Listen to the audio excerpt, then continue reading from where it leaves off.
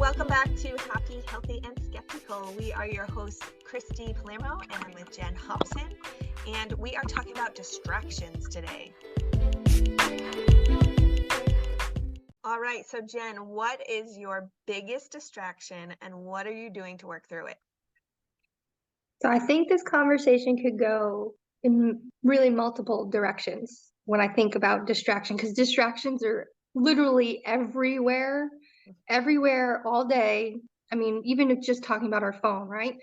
And I actually think, saying that out loud, my biggest distraction is my phone. It's not necessarily just social media, just Facebook, just Instagram, but I think it's just my phone in general can really be one of the biggest distractions because it's the way that you feel like you're getting things accomplished sometimes. I don't know about you. I'm a person that puts like thoughts go right into my notepad on my phone, right? I have to open it and put it in. My emails, right? I have several emails. I have personal emails. I have, my work email. A podcast email, right? There's all these things, and then just even notifications. Heck, you can get what the weather is going to be, right? I look outside, I'm like, oh my God, what's it going to be when I bring my kid to the park? Let me go down the weather.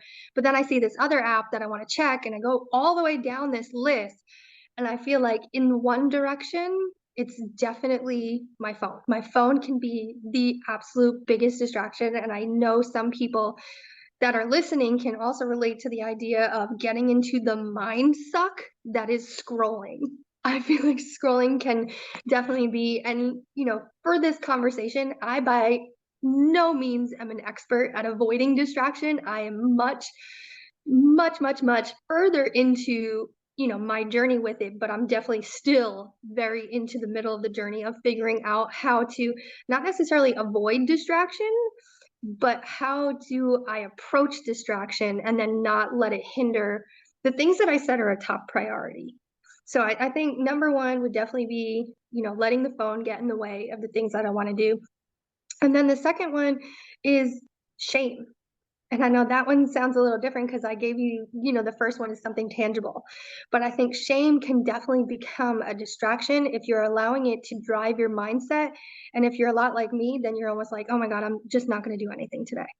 Right. So that distraction of negative self-talk can definitely distract me from what my main focus should be. I think that's a really great point because I wouldn't have thought like the phone makes sense. I think we all can Yeah. absolutely relate to that, even if it's at different levels of things, right? I go to just go play my music for the kids and then I see 3 notifications popped up, right? Like we have our rabbit holes, we go down with that.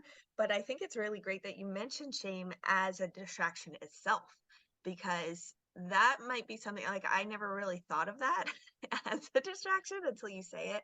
And then it makes me bring my attention to it, which now it's like, wow, that's something I need to really think about and process going forward because I just For hadn't sure. really thought of that. Well, and I think if you take it one step further, and what I've been delving into is how much energy am I giving to different things, right? Not just the distraction level, but I was having a great conversation with a friend last night, and she was feeling really, really stressed about a couple of different things. And I asked her, well, what are the things that are taking the most energy for you that at the end of the day, you don't have any more energy to be creative, to think outside the box, and to do the things you want to do. And I think a lot of times with negative self talk and just negative mindset and all those negative kind of words you're saying to yourself, that shame game, right? We're playing the shame game. That takes a lot of energy. It takes a lot of energy. So then by the end of the day, or even in the beginning of the day, if you started your day that way, you don't want to do the things that you said were important to you because you've already used up all your energy. You're tired. You're already tired. Yes, and that could just be coming off of what happened yesterday, and you wake up and that's the first thing you feel, and then it totally limits and inhibits what you were about to do. And so it can absolutely take on a life of its own.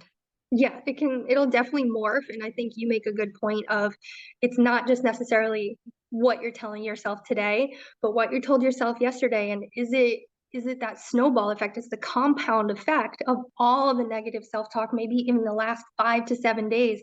And you have done it so much that you are literally exhausted. And the Hmm. distraction is that you've used up all your energy to tell yourself that you didn't do enough things, or you didn't do your to-do list, or you didn't do that well enough, or you didn't take care of people well enough, whatever it is for you that you play the shame game on. Now you're going, oh my God, I'm not even tired. I am exhausted and I don't even know where to go with anything that I said was important to me. Right, because that takes not just that mental energy, but so much emotional energy. And I find that way more taxing than anything. So pile them on together, forget about it. It's like a recipe for the most unproductive day. For sure. Well, that's what it is. And I think we do live in a society where we feel like we're only productive if we're busy. Mhm. And that's not necessarily true, right? You don't have to be busy all day, every day to be productive. I think we've kind of changed the lens on that we think people that are busy all the time are getting more done. And I don't necessarily think that's true, nor has it been what I've experienced in the last few years. That's a really great point because I think back on like in my 20s, I feel like I was so busy, but also keeping myself busy with little stuff and whatever. Like I just didn't know how to be at rest ever with my brain or so even if I'm in a place, I'm still thinking about what's the next thing, that I didn't know how to like ever take a rest. So now I can see how limiting that can really be in your days. Oh, for sure. I think even I love that word, rest, right? Think about it. How many times have we said, okay, you know what? I did the things that I said I was going to do and that moved the needle forward on those top three things I said are very, very important to me. So guess what? I guess to treat myself now with the time of rest.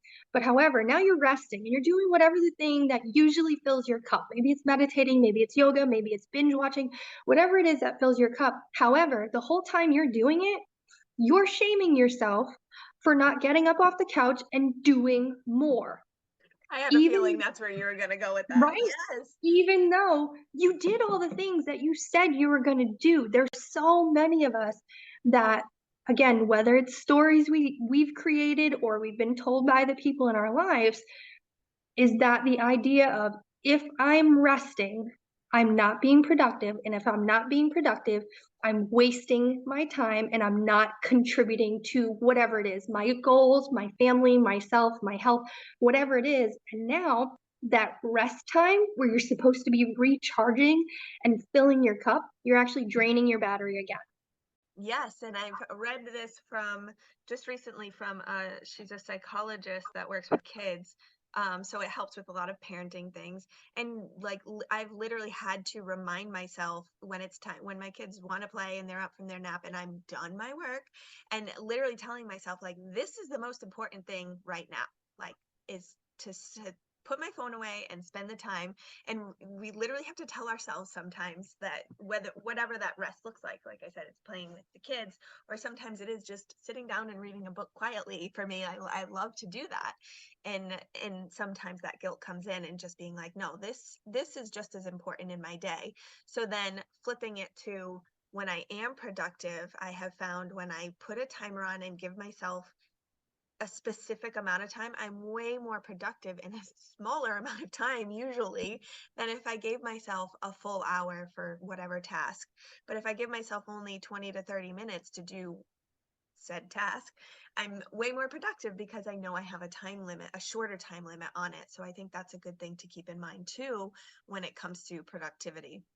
For sure. I think that's definitely an effective way. And it also allows you to release the shoulds and the coulds of, you're enjoying that book that you're reading, or that's part of your daily do for your business is improving yourself and reading. However, while you're reading, you're not actually absorbing sometimes because the shoulds and the coulds are telling you, well, what you should be doing is emptying the dishwasher. And what you could be doing is you could be talking to more people and sharing your business, or all the shoulds and the coulds, where really you should be enjoying that time, right? And I think sometimes we spend so much energy, and that's why I go back to the conversation with my friend last night, that at the end of the day, we stop being creative. And I don't mean creative in an artistic way, right? There are amazing artists out there, but just creative in thought process, or when we get so stuck to a structure. And actually, the book that I'm reading right now, is I didn't do the thing today, and it's by Madeline Dorr. And what's interesting is I have conflicting thoughts about it, and I'm not completely done, so I don't want to say that's completely what I think of the book. I always want to finish something before I give my opinion on it. However, I think there's a very thin line between distraction, productivity, even creativity, and just enjoying freaking life. I'm actually always a person, and it's probably gotten a little bit further away than that, especially with kids, you get into more routines. But I've always been the person that if somebody's like, "Hey, you wanna go away for a weekend?" and it's a Friday night, we're jumping in someone's car, absolutely. People that know me, if you knew me in college, I literally was a nomad. Like, there was an outfit in my car for every type of event, and I loved it, right? And my life isn't so much like that now. There's not a wardrobe in my car, I try to keep it clean, but I'm still up for new adventures, right? I'm still up for trying new things. And I think that's where we have to find that happy median of going, all right, these are the three things that I want to accomplish and are really important to me, and I want to move the needle on them, but they're not so important that I'm going to take away from experiencing life. And I have to find the way to include them in my daily do, but not let them consume my mindset that I feel bad when I'm not doing it. Right. There can be definitely a fine line between those things, and Yeah, just recognizing it, and us just talking about it makes me remember to think about it and be aware of it, um as I'm like planning out my day, and just remembering to, yeah, enjoy the little moments too, though, and because that's the whole point, is to, be productive where we can, so that we can have those down moments, because then otherwise, I say down moments, but you know what I mean, like rest moments, you're right. and Yeah. whatever that looks like. Because those are the things we are yearning for at the end of the day. As our head hits the pillow, that's what we want more of. So, Yeah.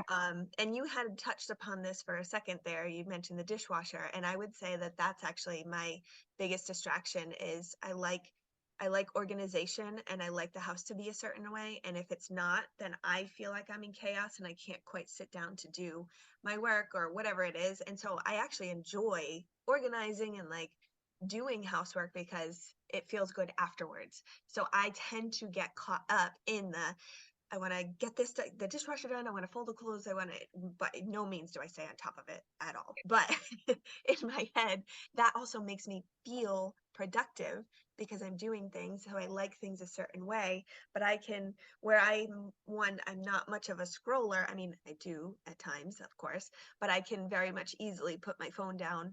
Um, I get more distracted by messaging and talking with people because I enjoy that. But I can really get pulled into doing some housework like all day. And So then all it's of a sudden the day's gone and I'm like, oh my gosh, I didn't even sit down. So that's where it can be a distraction, even though I enjoy it. Well, and as I'm listening to you, I'm processing this, and it's interesting because my point of view on you sharing that, it seems like you like to do those things because you know the outcome,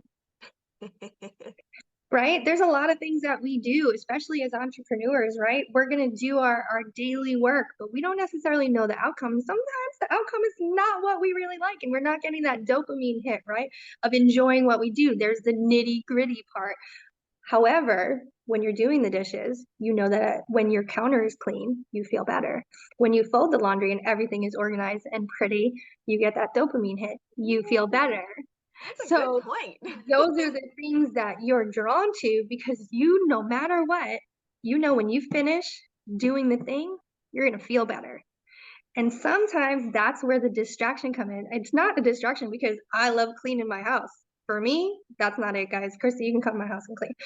Doing that thing, that's not the thing that I go, "Ooh, I feel so accomplished." However, I'll read a book from cover to cover and I will thoroughly enjoy that. But am I doing that because it's what I truly want to do, or I'm avoiding to do the things that move the needle forward on the things that I said were the most important to me? This is just like a never-ending cycle of like the things you love to do become the distraction to do the things that you know you need to do that you're keeping yourself from doing, to Round and then round. feel productive, and round it goes. Well, and I think that's where we can say we're not experts on this, right? We're in the weeds trying to figure out, all right, and I think sometimes not to trail off on a tangent, but that sometimes we have to take a step back and go, are we actually in alignment with those big vision goals that we said were important to us? If we are, then you're on the right track. If you seem to get frustrated every single day, or you're constantly being distracted by the things like, cleaning the kitchen and doing the laundry, then maybe you're not actually in alignment with those big vision goals, or you just haven't created a really clear why on why you said you wanted to do them. And I think Mm. those are the things that can get our way. So if you're a person that's like, I am distracted every single day, or I almost seek out distraction, and whether it's, a lot of people do seek out scrolling. Why? Because it was created to give you constant dopamine hits. It's bright, it's colorful, it's created a way to entice you to scroll, right? But what are the things that you're actually literally you're picking them up and putting them in front of yourself so that you are distracted? Well, take a step back. Why are you constantly self-sabotaging? And we talked about that, but why are you constantly self-sabotaging your success or just your improvement? That's a really great point, Jen. And I was going to talk about what I actually do to work through these distractions or things that, I mean, I say I enjoy doing them. Like you said, I enjoy how I feel after. It's not that I love to do dishes and I love to do Right? laundry. I You like when did? it's I would just done. invite you over the house all the time. Come on. Yes. So the things that I find that I have to do is, and we've talked about this on another podcast, is back to scheduling. Like I have to set a certain time, and for me, I have to stack it. Like right now, we're in a season of time, which is great, where the kids nap at the same time, and so as soon as the kids go down, I have to just bring myself right to the room where my desk is and sit down before I can think about the things that I know need to be done in the house, because then it becomes that distraction of, and then all of a sudden an hour goes by and the kids are up again.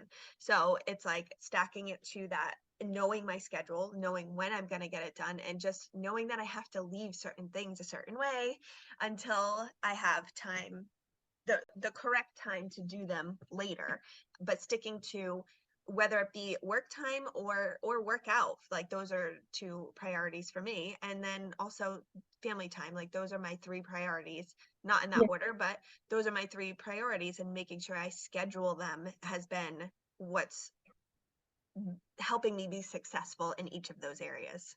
for sure. And it's funny, I was thinking the other night, I was like, huh, my top three priorities, they're the F's. It's finances, family, and fitness. Those are my three areas. But I think that's what important. And don't feel like, I think for me, it's important to have schedules. But on the flip side, it's important for me to not schedule every minute of the day. I need that flexibility to be creative and enjoy. And I think a perfect example yesterday, I mean, shit, in Massachusetts, it was 64 degrees in February, right? Did I have on my calendar originally to bring Rome to the park and play with bubbles for an hour? No, I didn't. I did it because it was available and I wanted to really enjoy the moment. However, that being said, I still had my time already booked for later on. So you have that time to have the fluidity, but have some structure. And if you don't get to your calendar, not shaming yourself. There's kind of two sides to the coin. Not shaming yourself for not getting the things done, but if you're not getting the things done day after day after day after day, are you actually just creating your own distractions and letting yourself off the hook? Exactly. And then, as you said before, just to bring it back around to why are you doing the thing, or why do you have the goal that you have? So why are you letting yourself getting distracted and connecting back to the bigger picture of what it means, and why you're going to show up for that thing. So I For think sure. this is awesome. I love this conversation. And clearly it's like circles and circles you can talk around with it, which is Well, that's why fantastic. I feel like we're still in the weeds of it and we're kind of figuring out our own way. So as we always say, we're not experts on stuff. We're kind of going through this stuff with you guys. And I would love to hear from you guys of what are the biggest things that are distracting you from the things that are said where you said were important to you. And have you actually taken the time to figure out what's important to you, or are you just kind of flying by the seat of your pants? Because I think that's another way to distract yourself, even though it might not seem as obvious, but you're frustrated that maybe you haven't grown in your personal development or grown in your fitness journey or your finances or whatever's been the challenge for you. But have you actually said, well, it's actually a priority for me, and then created the list of things to do to actually accomplish it, because that's a way of distracting yourself too. You want that dream, but you wanted to start the business, but you never actually learned how, maybe you want a restaurant, but you don't even know how to cook. Like, that's amazing that you want to have a barbecue restaurant, but if you've never cooked barbecue before, you should probably take a class. Like, start somewhere, and you really need to stop letting the lack of plan become the distraction. That's a good one too. Yes. And just taking the first right step to learn. Sometimes that's just Right? all the thing you need to do is just learn Like, hey, I something want to about try it. it. Well, and I Right. think that sometimes back to the vision and the why, you thought like it would be so cool to open a barbecue restaurant, right? And then you went to the barbecue class and you don't even like barbecue. You realize that like I think that's what we have to try and move the needle forward on our dreams. And for me, what if I didn't actually like being in the health and wellness industry? Well, I would have found that out the second I said I'm going to start a business. So I think it goes back to, are you actually in alignment with what you want to do? Because if you went to the class and you realize you don't even like barbecue, but you said you still want to open a barbecue restaurant, and then you distract yourself every single day, it's because you don't actually want to do that. And then you're able to then pivot towards the thing that you're supposed to do Right? and want to do. Exactly. So Exactly. I love those questions you mentioned to have anybody listening to this to get into conversation with us. And I'd love to add on to that. What are some things that you're doing to work through your distractions? Because we can all help each other out with tips that we have for each other. We talked about some today. So join in the conversation. Follow us on Instagram at Happy Healthy Skeptical, and we're just going to keep this conversation going because I think we all can relate. And thank you guys so much for joining in with us, and we'll see you on the next one.